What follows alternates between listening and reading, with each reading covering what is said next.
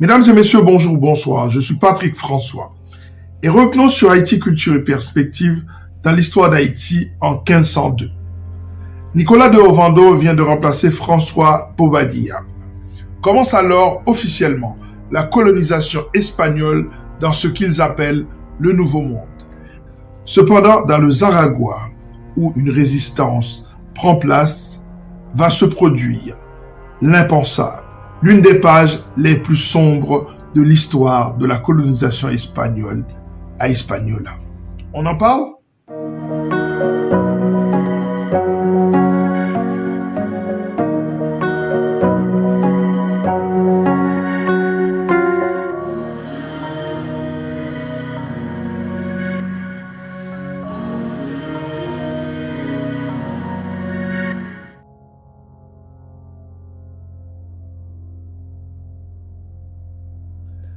L'ordre d'Alcántara, ordre militaire hispanique, initialement appelé Ordre des Chevaliers Saint-Julien de Pereiro, a été fondé au XIIe siècle, entre 1154 et 1166.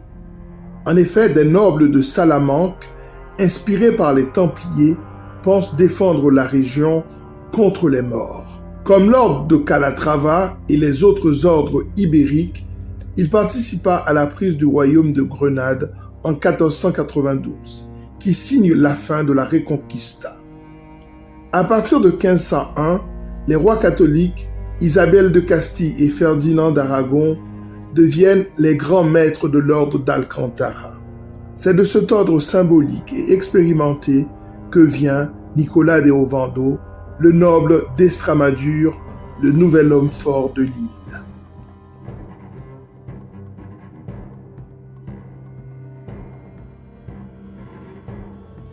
Le remplaçant du cruel Bobadilla, mort en mer lors d'une traversée, a des projets précis pour Hispaniola. En effet, avec Nicolas de Ovando, commence la colonisation officielle de l'Espagne dans le Nouveau Monde. Sensible à la souffrance des Indiens, la reine Isabelle et le roi Ferdinand ordonnent à Ovando d'importer à Hispaniola des Noirs musulmans esclaves nés à Séville, sous la domination chrétienne. Mais il reçoit également des consignes de s'assurer que le Nouveau Monde ne serait pas islamisé par ces Noirs musulmans.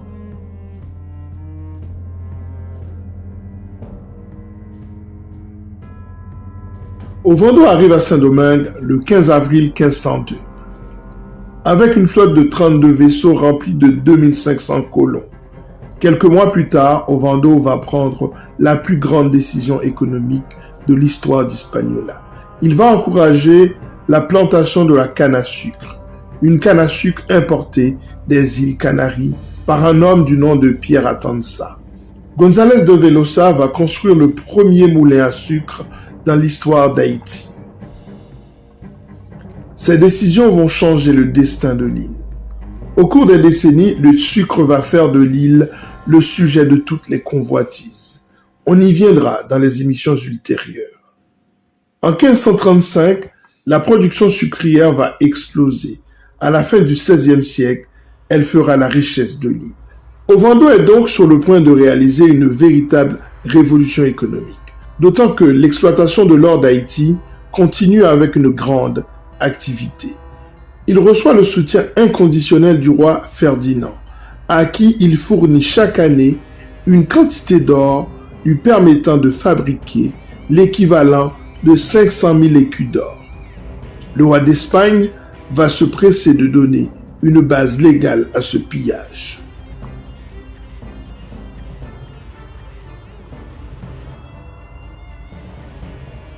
Roldan et Bobadilla meurent tous les deux en mer en 1502 dans le même ouragan lors de la traversée. Mais les partisans du premier demeurent actifs sur l'île. Repliés dans le territoire du Zaragua, ils sont particulièrement cruels.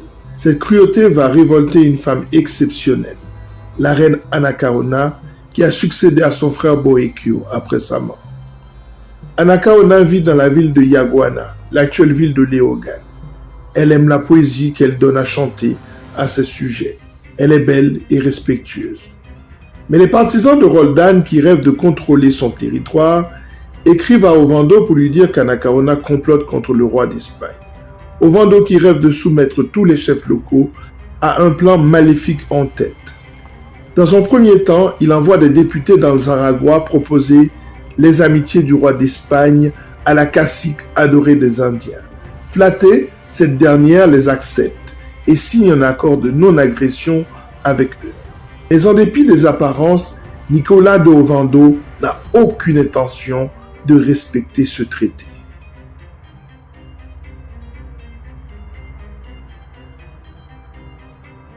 Nicolas de Ovando débarque à Yaguana dans le Zaragua avec une expédition formée de 500 hommes, dont 200 cavaliers. Ils sont accueillis sans aucune forme de méfiance. Mieux, Ovando est célébré avec ses hommes. Le village se réunit sans armes et s'apprête à faire la fête, quand l'horreur la plus absolue s'abat sur eux. Ovando fit annoncer une fête européenne au son de la trompette et une musique guerrière qui charma les Haïtiens. Par une fraîche matinée, toute la population du Zaragua, attirée par la curiosité, se réunit sans armes, dans la plaine pour assister à un spectacle qui lui paraissait devoir être si beau. À un signal convenu, les Espagnols fondirent sur les Haïtiens et les massacrèrent. Le carnage dura plusieurs heures. On vit des cavaliers castillans, de jeunes hidalgos, mus par la pitié, placés devant eux sur leurs selles, des enfants, pour les arracher à la mort. Mais leurs féroces compagnons, passant à côté, leur reprochaient leur sensibilité et perçaient à coups de lance ces petits infortunés. Les Haïtiens tentent de fuir par la Gonave ou dans les montagnes de Baooko, mais ils sont repris et exécutés. Parmi eux, Guarocuya, un parent d'Anacaona. 300 chefs haïtiens sont torturés puis exécutés. Et pour marquer la région, Ovando fait construire une ville du nom de Sainte-Marie de la Vraie Paix, dans le fief de la reine Anacaona qui, elle, est transportée, enchaînée vers Santo Domingo où elle est pendue. Ovando, le prêtre de la terreur, se consolide dans le Magua avec pour capitale de l'empire colonial Santo Domingo. Lorsque les révoltes éclatent dans l'Higüey voisin, il les mate avec la plus grande fermeté et fait exécuter Cotubanama, le dernier chef haïtien de race royale. C'en est fini de l'organisation administrative que Colomb avait trouvée sur cette île baptisée Hispaniola. En 1508, Diego Colón remplace Nicolas de Ovando comme gouverneur de l'île, alors que ce dernier embarque pour l'Espagne.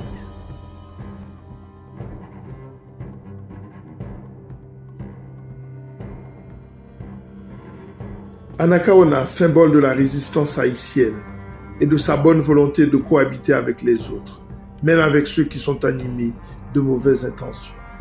C'est aussi le symbole de la naïveté haïtienne. La trahison vis-à-vis d'Anacaona est le symbole de la trahison vis-à-vis d'Haïti. Comment ne pas avoir compris la menace qui pesait sur son peuple? La population indienne d'Haïti est passée de 2 millions d'âmes en 1492 à 60 000 en 1507. Ces crimes sont d'autant plus terribles qu'ils étaient commis au nom du Christ miséricordieux. Mais je pense à un Haïtien qui voit un tel génocide de son peuple. Que faire? Où se mettre? Faut-il se laisser prendre? Faut-il se laisser pendre? Se laisser décapiter au nom de l'or et de la religion chrétienne? Que faire face aux atrocités de l'occupation? Mais dans le Cibao, il y a un homme qui se pose ces questions, tout en ruminant sa colère et sa soif de vengeance. Son nom, le cacique Henri.